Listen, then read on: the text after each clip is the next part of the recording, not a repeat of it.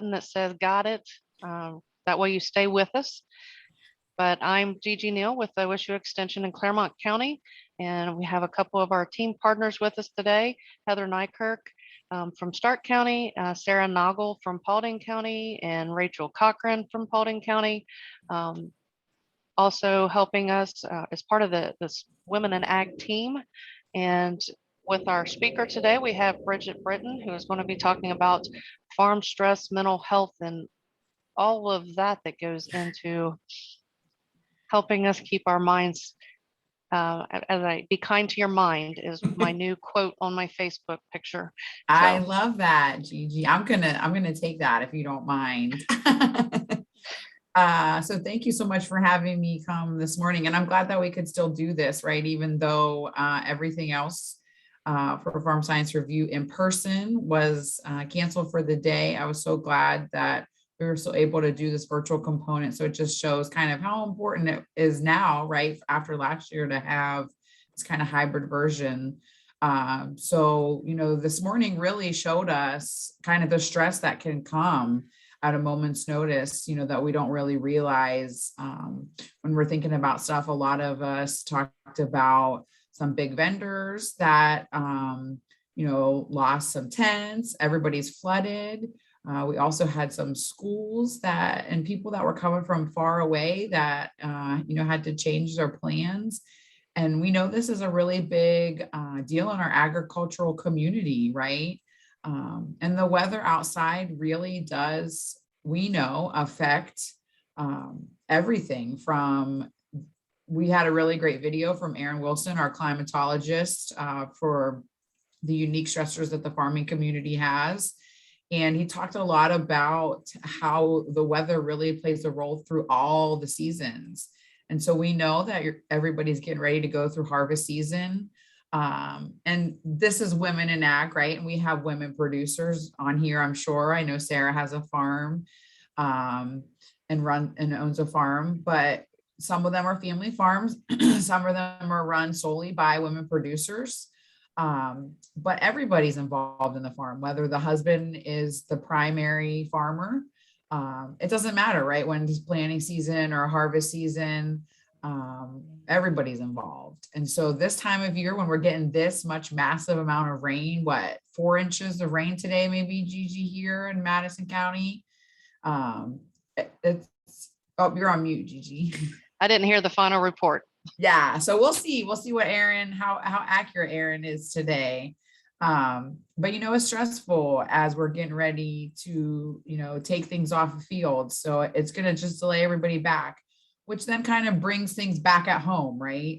So as we're talking about our role as women in ag, and then kind of bringing things home, traditionally, women have been more of the ones that are, I don't know, what can we say, right? The ones that are more in tune with our feelings. Not all women are. I know that I am.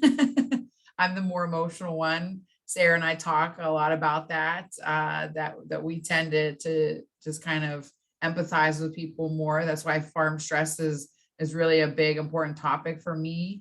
But I love coming on here and talking about just how important something like talking around the kitchen table could be. I love the idea of a topic like this, because when we think about a kitchen table, who here sits down to have dinner at a kitchen table? You can unmute, you can do an emoji to share. Who sits down and eats at a kitchen table?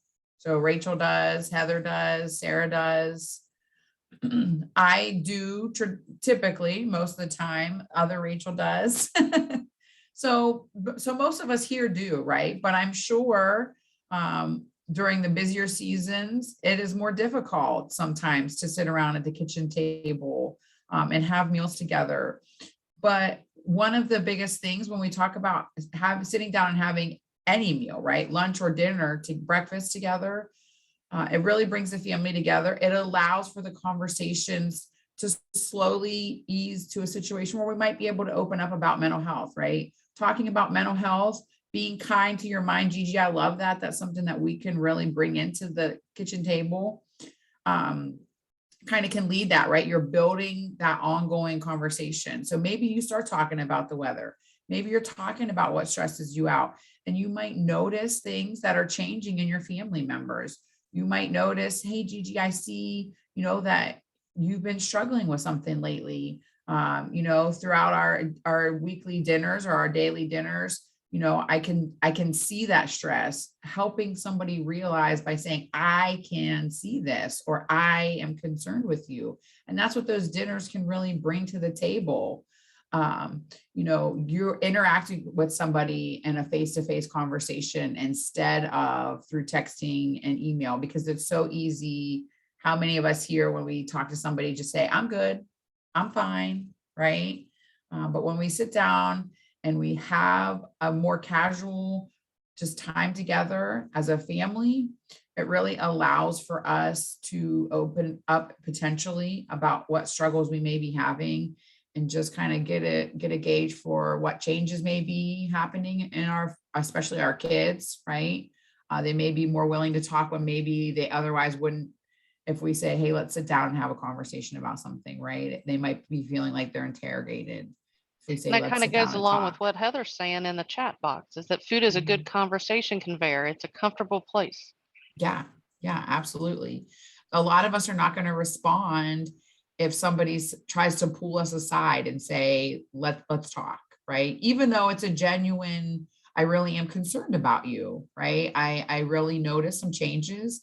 Gigi, if you and I are really good friends, and I see maybe you're typically a social person, and I notice that you're kind of withdrawing from social settings, or, that you are maybe not as active in Women in Ag, right? Our committee.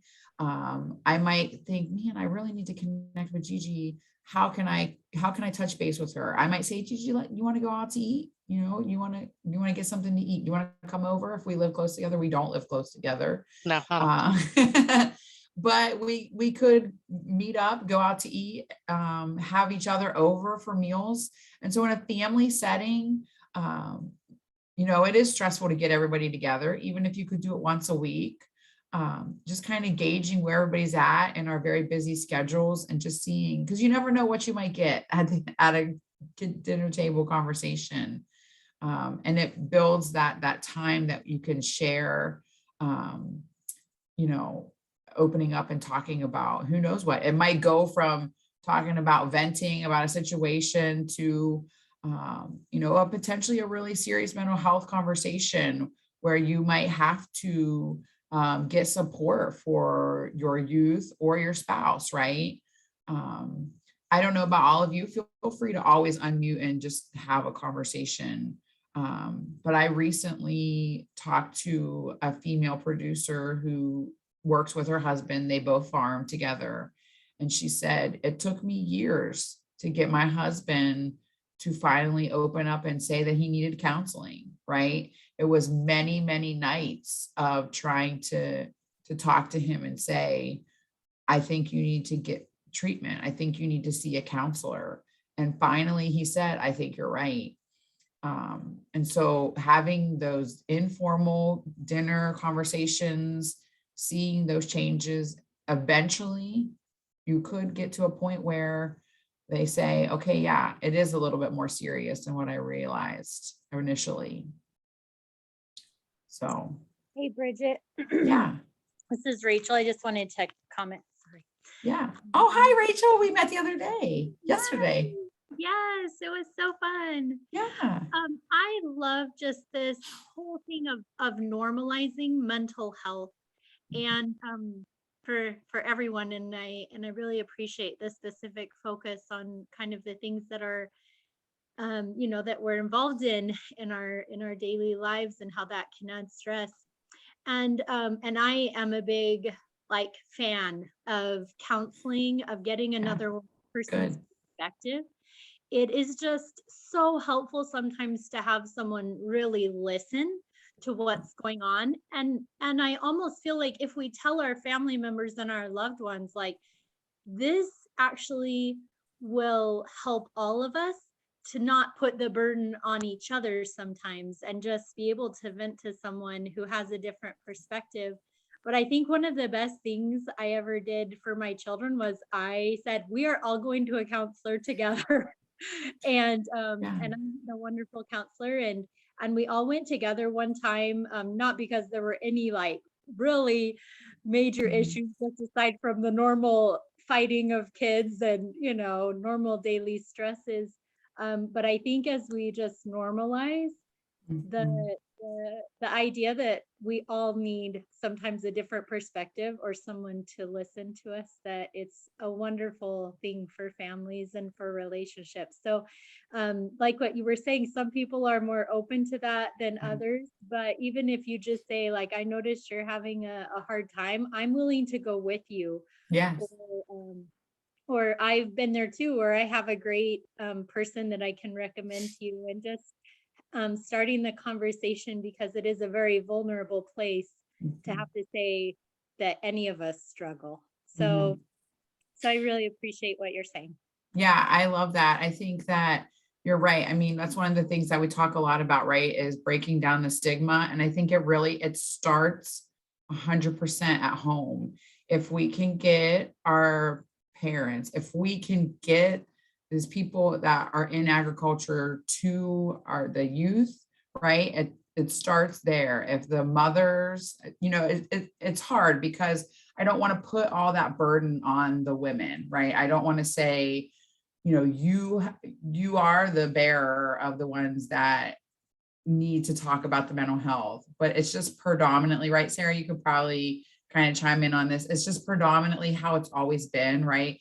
And I used to be, well, I am a licensed therapist. I used to be a practicing therapist, and it's just overwhelming the number of female therapists there are versus male therapists. I mean, there are some, but if the women in the home, the women producers can just kind of bring that out into the ag community and get the men on board and just normalize it in our home for the youth, I think that we will see such a decrease for this generation and then for the next generation as they go out and become producers. They will be more likely to get the support and the help, because I feel like in our rural agricultural community, the men and even the women feel like they can't say, I need help, I need support, right? Because their parents were not willing to say, I support you if you need support.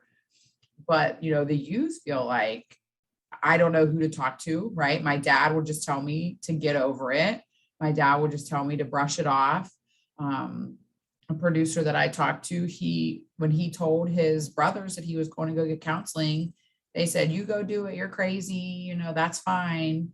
And that's really not we need to break that down. It takes a long time. It takes a lot of work, but here at the kitchen table, we can start that conversation, helping people feel more comfortable at the dinner table. Just even saying the words mental health, right? People kind of get like, ooh, people have been joking it off all week, coming to my booth or getting these stress relief kits we have. And if you're there tomorrow, come and check out our kits. I wish I had one with me right now, but they're all back at our booth, hopefully not getting too flooded. Hopefully Gigi doesn't see them floating down the road. But whatever it takes to start the conversation. But yeah, it all starts at home. The prevention is so important. And if we can normalize having that conversation, checking in with our kids to let them know it's right away from the moment that they're born, when our son cries and has his emotions, at age 2.5, we tell him it's okay to cry. It's okay to be upset. And as he gets older, we will tell him that, and we will encourage him to share his feelings. Whereas I see other people that say, shake it off, pick up yourself off your bootstraps, all that kind of stuff. And there's a certain element to, we do need to take care of ourselves, but how do we take care of ourselves, right? We take care of ourselves by going to see somebody, just like we would if we were sick with a physical illness, or if, something was broke down, a tractor or a car, or if our car got stuck somewhere, right? We would call for help. So it's the same kind of situation, right? We need people to feel comfortable, and that's our number one goal. Sarah, did you have something you wanted to add? I just was going to add to, taking time as that female producer, or that female women in agriculture, sometimes taking 5 minutes for yourself or 10 minutes. I don't think Yes. we do that enough. And that is taking care of you. And I agree with Bridget, those stigmas that are so hard to break down, it's sometimes it's scary stepping into that space because of that stigma, but it's sometimes one of the best things that you can do in those situations. And we're seeing more people that want to have these open conversations. We're seeing more, not only producers, but, big partnerships, right? The USDA, ODA is having these conversations, Farm Bureau. We have a really great partnership with Farm Bureau that they want to get these trainings, because when they're out in the field with these producers, they want to be able to spot the warning signs and symptoms of potential mental health challenges. Because sometimes we know, like Sarah said, we don't take the time for ourselves. And that's why having these kitchen table conversations, having time, even if your time for yourself is sitting down and having your coffee, your tea, and not bringing your lunch or dinner out to the field, right? Not eating in the tractor. Just like sometimes I'm guilty of eating at my desk at work, sitting down, removing yourself away from a situation and just taking time is so important. And Sarah put in the chat our great resources that we have. We're still working on so much more. There's so much work to be done, but starting these conversations, I was so glad that Gigi asked us to come on and just share, just to say the words, to just be open and thinking about why this is important. And it all starts with prevention. If we can have prevention, then we don't have to worry about when a crisis situation even happens. Unfortunately, crisis situations are still happening. But the more that we have these open discussions now, there will be a decrease in the future of potential crisis situations happening if we get help early. Anybody else have anything they want to share, chime in?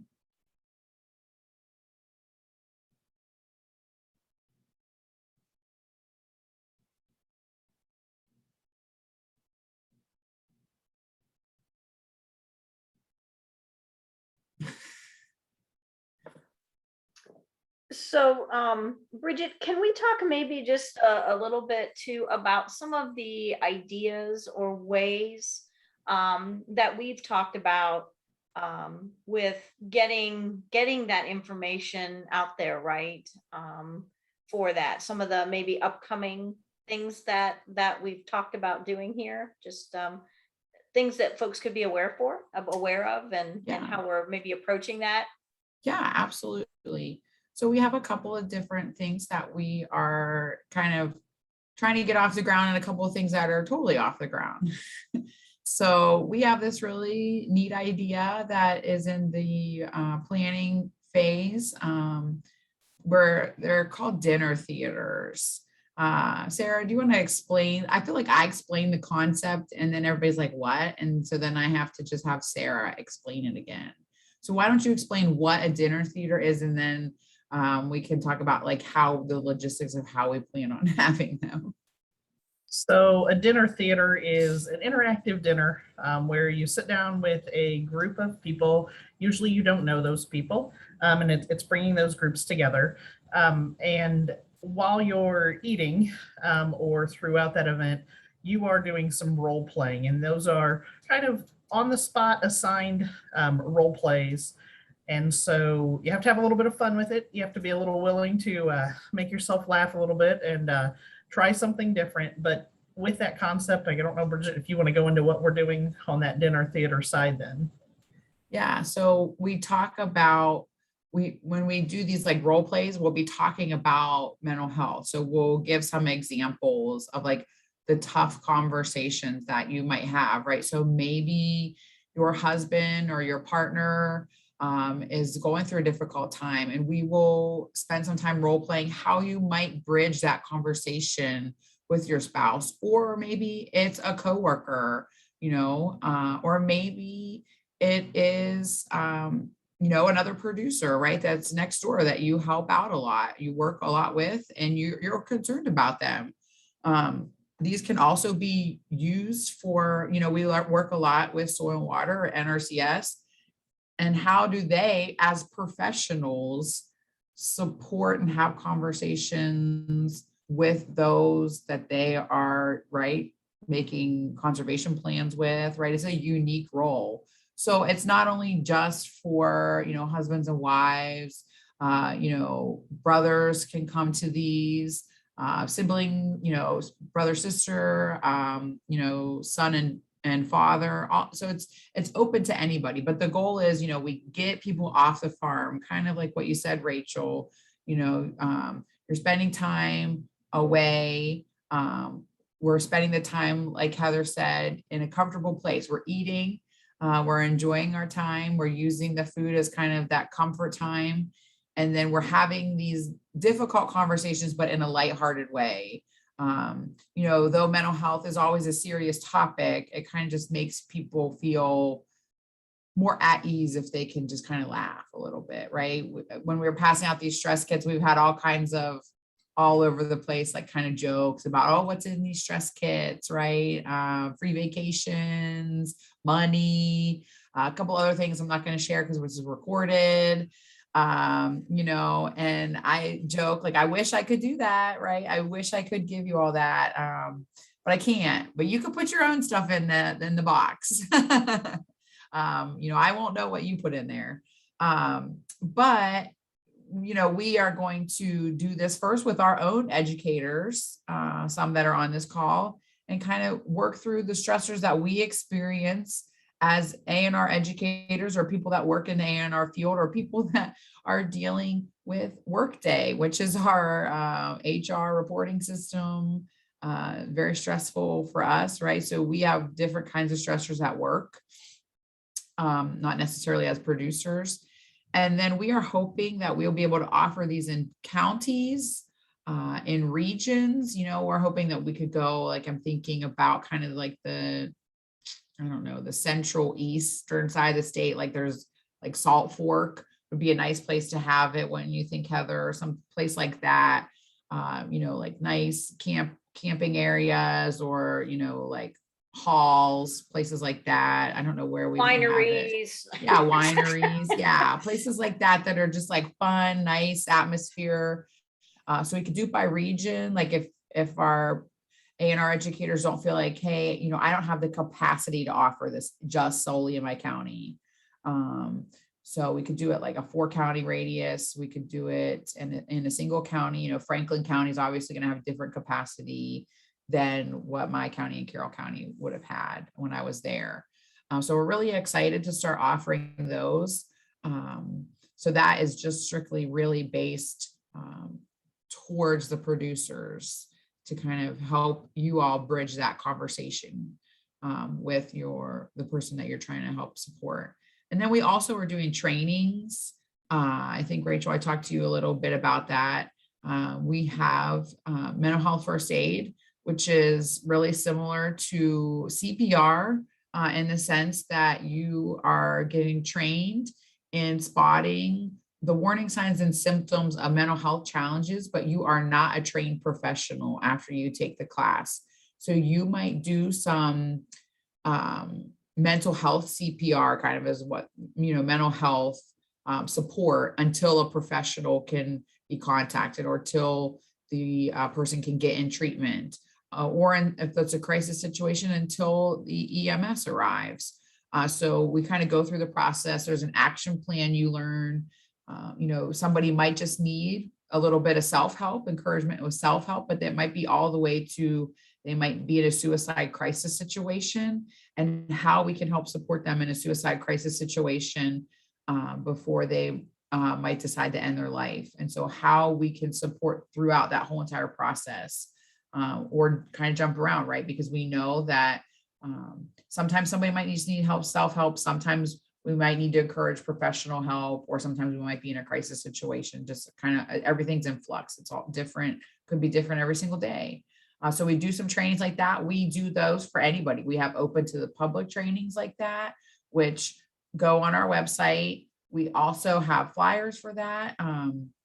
You can subscribe to our blog. Our blog is on that website. You can subscribe to that and you'll get updates when we have those. We're also training our educators in those trainings. We're training, Ohio Farm Bureau. We're training Soil Waters, NRCS, all of those major, people, partners that work with the producers and work with us. We have QPR, which is Question, Persuade, Refer. It's just strictly a suicide prevention training. So it's a shorter, like 1.5 to 2 hour training that if you're in a crisis situation, what can you do to support somebody that's in the crisis situation? And then we also have a training called Trauma Informed Care, where we learn about what is trauma, what trauma is, and how, after we understand trauma, how we might be able to respond better to somebody behaviors or actions that maybe we would have responded differently before we realized that they were experiencing trauma. So I use this a lot with teachers, right? So when you're in the classroom or when you are just out, think about the bad kids, right? Think about the kids that are just screaming, being emotional, throwing things, just really disruptive in the classroom.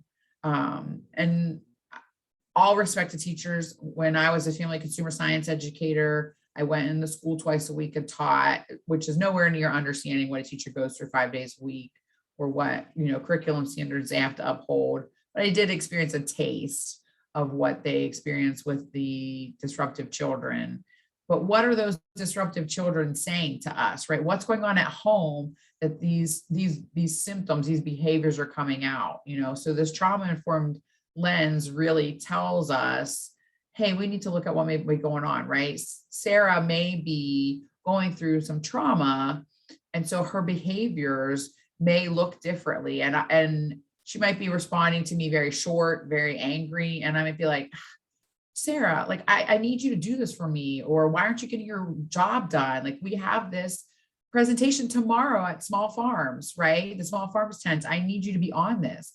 But Sarah might be experiencing something that's very traumatic in her home life that I would not recognize if I hadn't been through this trauma-informed care class.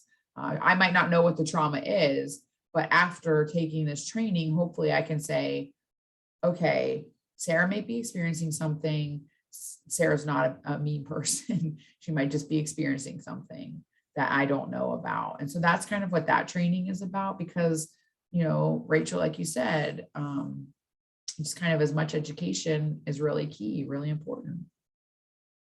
So those are some things that we're doing.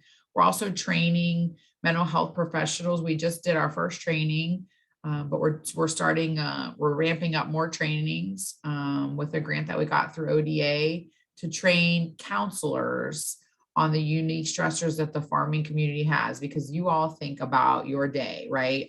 We shared at the very beginning, we're worried about the weather. Think about everything else, right? Crop prices, everything, anything you can think of. What else did we talk about in that training? There's so much that we talked about. Legal issues. We talked about, what else did we talk about? Just so the much. Financial pressures. Financials, yes. Farm life. I mean, we talked about farm life. We talked about your kids helping out on the farm so they can't do sports or other things that they wish that they could get to do. And so we have seen recently that the farmers that are beginning to reach out for support want to go to a counselor that has an ag background or is a farmer, and there just aren't very many of them.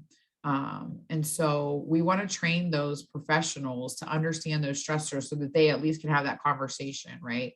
They can at least understand that when they ask a producer, hey, how's the weather affecting you today? Did you get your beans planted? Are you getting your corn harvested? What's going on? Telling you all those things, asking those questions, you can gauge the stress level of the producer based on their responses to that. So Sarah has some really great sheets, conversation starters for those mental health professionals that we have been doing the trainings with. So I kind of know, right, like the lens of the mental health professional and what their needs are, what they don't understand. And then the ag educators have done a great job, and some state specialists have done a really great job of providing that insight to share back with them. So yeah.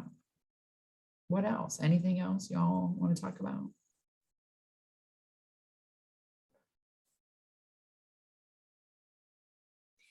Elaine or Linging, any questions?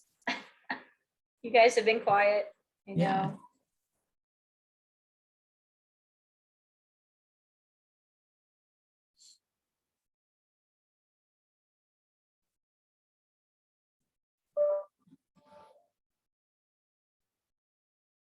Thank you all so much for joining us today.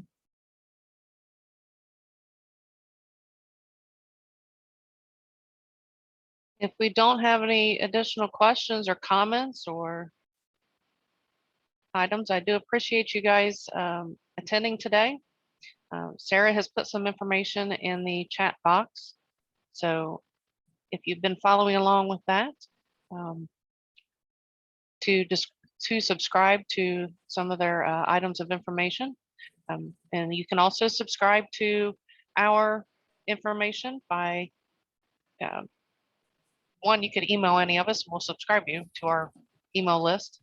But you can also do that at our through our Facebook page or through our resources through the u.osu.edu/Ohio Women in Ag.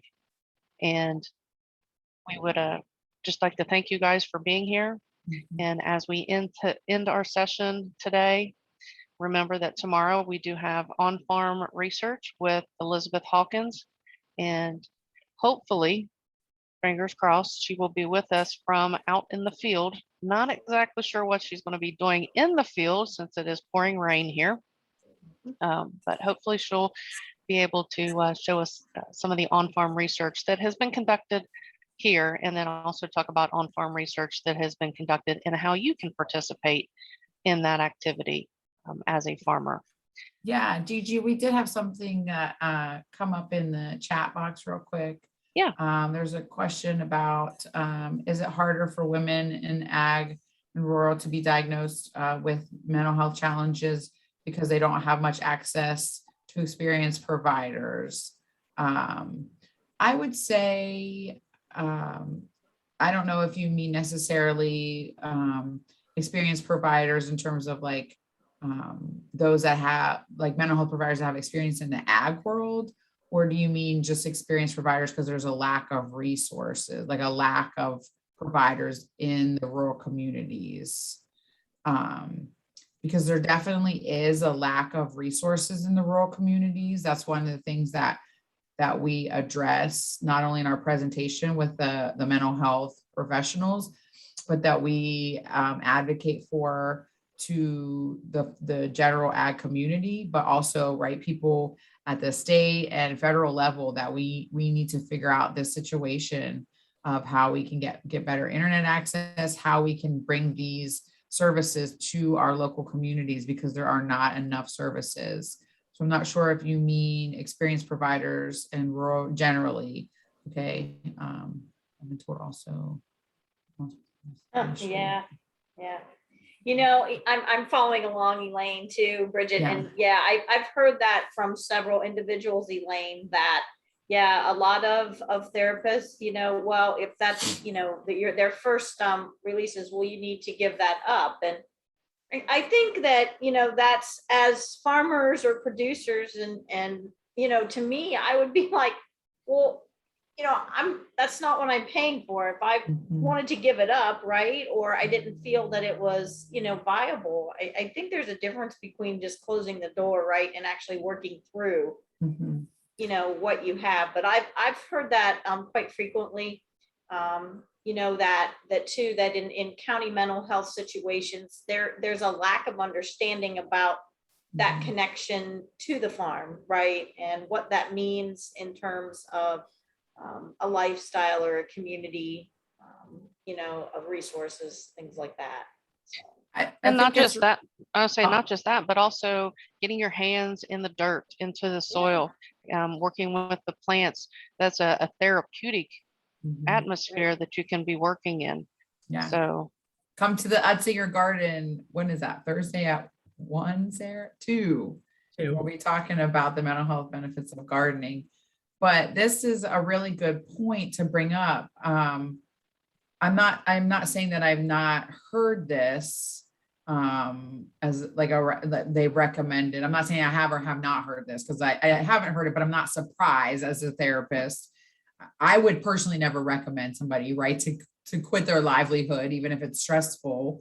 But this is something, Sarah, that we could put on our presentation, right, to mental health professionals. Because one of the things that we get often, we've gotten some feedback on is, well, is this training really necessary, right? Aren't providers living in the rural communities? Well, no, they're not. They're coming in from an urban or suburban area, and then 1 or 2 days a week, they're doing their services to these rural communities. So they're not understanding this. So they do need to understand, right, that this is a generational farm, or this is their lifestyle, or this is who they are. This is what we love to do, but it is stressful. It causes stress. It may lead to a mental health challenge, but this is, as a therapist, your job is to help me learn to cope with that, right? And so this is where we need to definitely bring this to their understanding, I think. Wouldn't you agree, Sarah? Yeah, and I think, I've worked with Dr. Michael Rossman, and he has a philosophy that he has developed, and he is a farmer by trade / trained licensed psychologist. And he talks about this agrarian imperative. And while if you've never lived on a farm or never even held your own small business, you don't understand that. But it's that generational feeling that I don't want to be the one that stops this farm from going forward.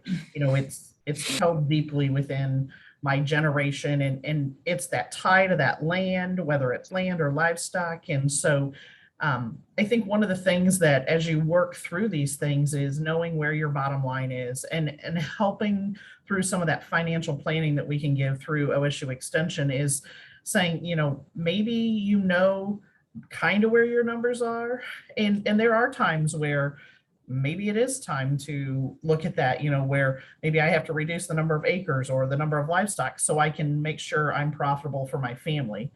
But there are times that, that number one thing is, well, that's so stressful, just give it up and be done with that. And I don't think that works. And again, as we share with those care line workers, we share that, well, that's not an option right now. But I think going through that will reduce some of your stress if you know where you are financially, and that's hard. That is hard to do sometimes. But we have a lot of different programs that we work with. And additionally, I think, finding those resources, I'm going to put something in the chat box that it's some county by county, not necessarily providers, but where you can go for a county by county resource guide. And so that one I just popped in there. I think that's also important.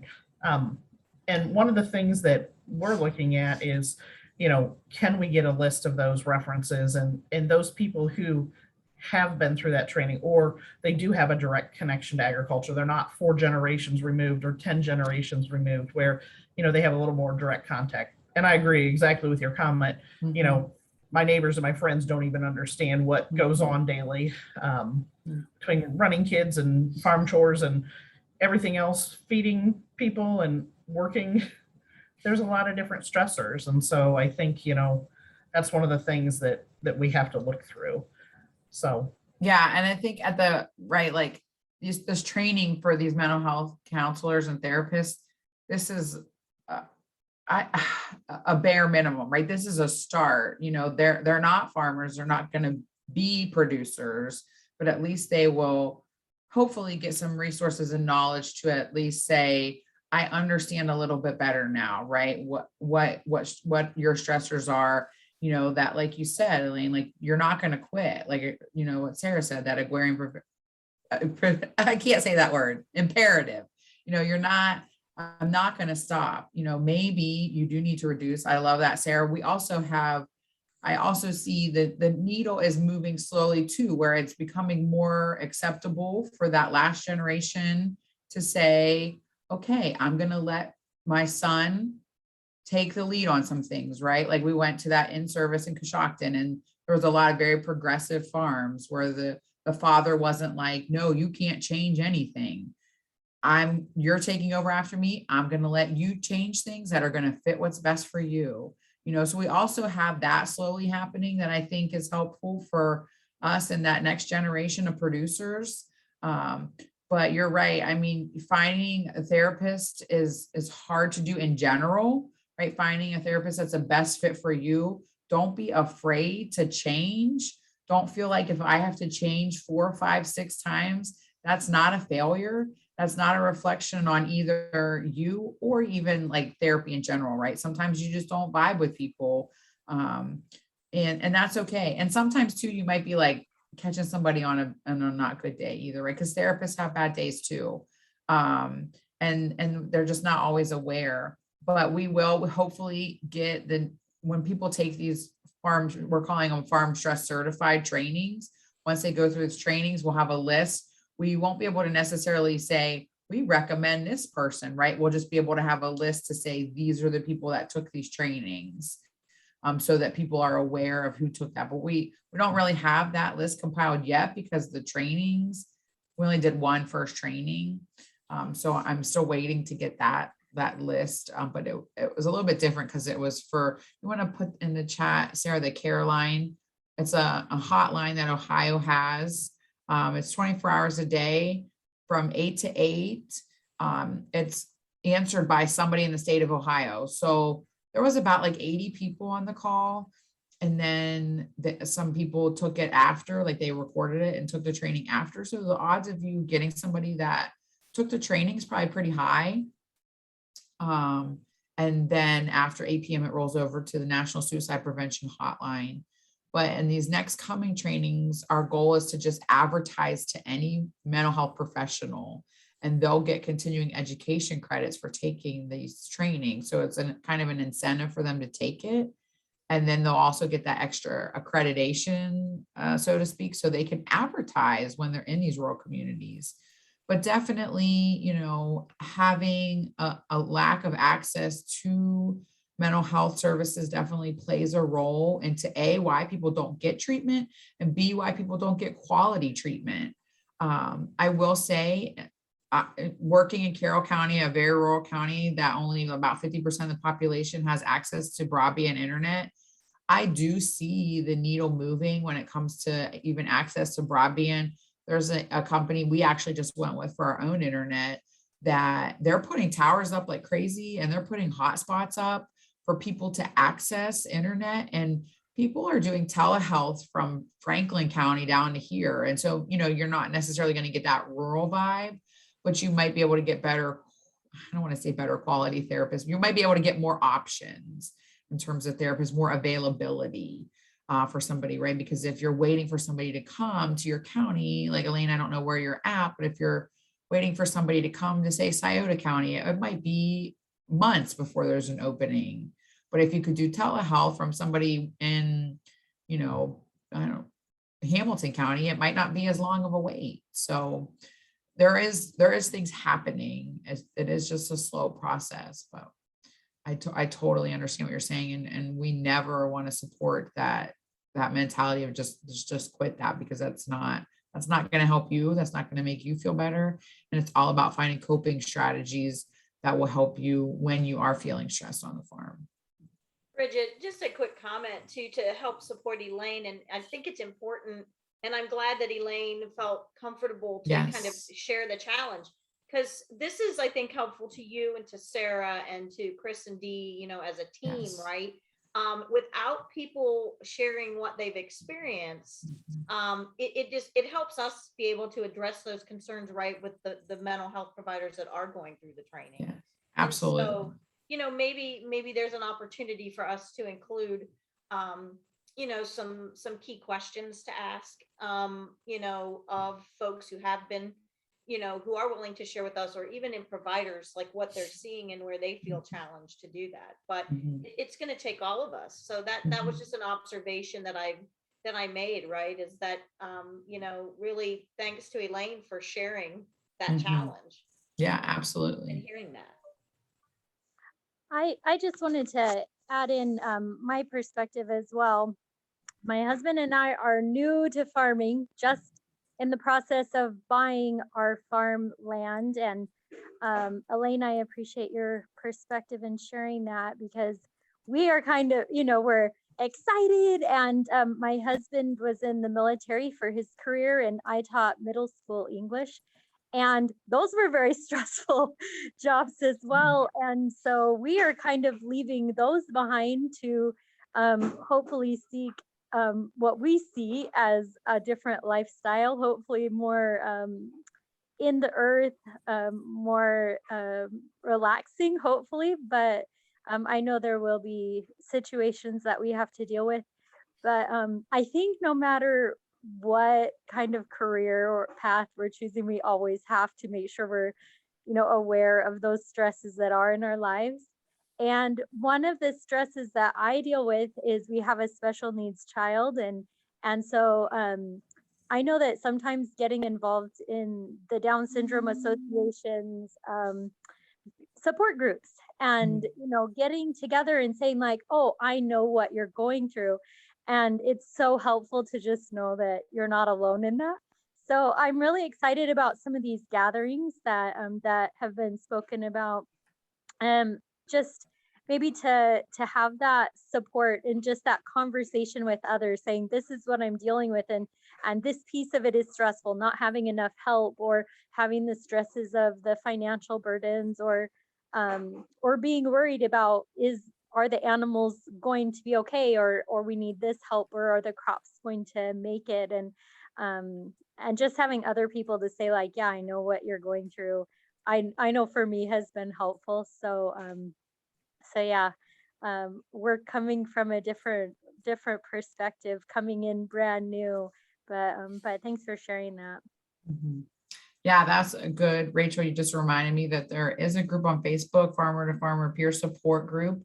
I don't know if it's just exclusive to Ohio, but Nathan Brown, who is in Ohio, he's in Highland County. I never remember. He is a very big advocate for suicide prevention. He's on their suicide prevention coalition in his county. He kind of manages this, so he often posts like campaigns that are going on, general information, but then people, are comfortable posting in there, I'm looking for a therapist, what do you recommend? I'm struggling, those kind of things. Nathan and I have a good relationship where we've kind of talking back and forth about how we as OSU Extension can support the farming community and what their needs, kind of like Heather, like what you shared, right? We need to hear from you all what your needs are so that we can better support you. So that is on Facebook. That's the only like specific one that I know about. But they're quick to respond about Ohio specific supports. Can I add to, I think one of the things sometimes when you are living and working on a farm, finding out how that healthcare works. You have a plan depending if you have off-farm employment or on-farm employment only. And I think, Shoshana Inwood through Ohio State is one of our counterparts, and she has some great programs. And I know she was supposed to be on Ask the Expert, I believe today, talking about that rural health and childcare. But that topic and her program is one that it explains that healthcare and how that healthcare works, and that maybe not that gold standard plan is the best. Maybe a silver plan is actually a better fit. And when you start to understand how those things work, I think that's one of the things that, you can connect with. What resources do I have? Or, as I look at that, if it's counseling or those things, that some of that is covered by your insurance and you never even realized it. And I think that's one way to lessen your stress, just to say, oh, there's some other ways I can reach out, because healthcare is confusing, I think, and all the different terminology. So she goes through the basics on that, and that's a great program that she does. Yeah, and keep an eye out on I don't know if they would advertise on the Farm Science Review website for if they might do recordings of those presentations for Ask the Expert, or if they might even try to squeeze them in tomorrow. Because I know I got a call about some of the presentations for today. So they might be trying to squeeze them in tomorrow. So if anybody is coming tomorrow and was hoping to hear that presentation, maybe kind of like look at the Farm Science Review or the app, they might be having more information about that on there, about what was scheduled for today.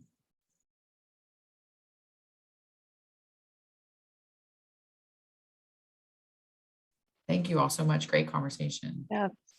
Thank you, Sarah, for putting that in. Sarah has added in the Shoshana Inwood's contact information. And she's with our rural development side of Extension. Mhm. Yeah, Shoshana is a rural sociologist by trade, so she has great research and is a strong advocate for rural families as well as women in agriculture.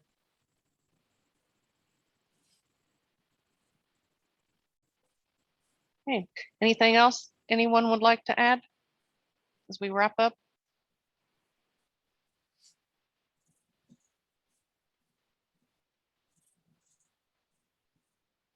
One more item in the chat if you want to grab it.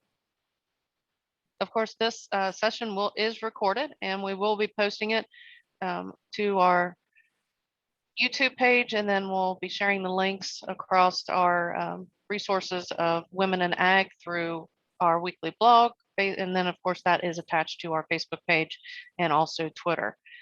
So you can find us at OH Women in Ag at any of those resources. And we look forward to hopefully seeing you tomorrow at the Farm Science Review. If not, join us once again virtually at 11:30. Thanks, everybody. Thank you, Sarah, for putting that in there.